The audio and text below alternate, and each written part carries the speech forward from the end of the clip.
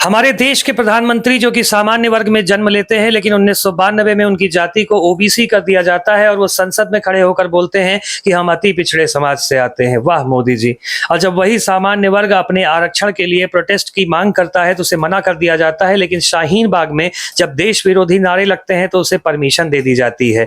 और जब सीजेपी के प्रोटेस्ट में ब्राह्मणवाद की कब्र खुदेगी कहा जाता है तो उसे परमिशन दे दी जाती है, लेकिन जब सामान्य वर्ग आराम से बैठकर संवाद करना चाहता है तो ये सरकार तैयार नहीं है।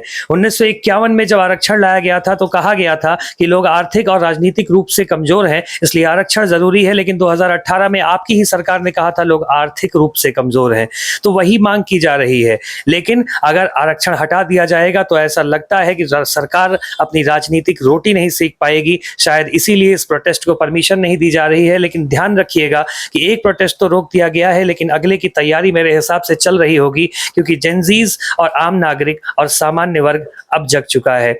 इसलिए इस चीज को सही कर दिया जाए तभी अगले चुनाव में कुछ मजेदार चीज होगी, वरना कुछ ना कुछ दिक्कत देखने को मुझे तो नजर आ रही है। आपका क्या नजरिया है कमेंट सेक्शन में बताइएगा जरूर।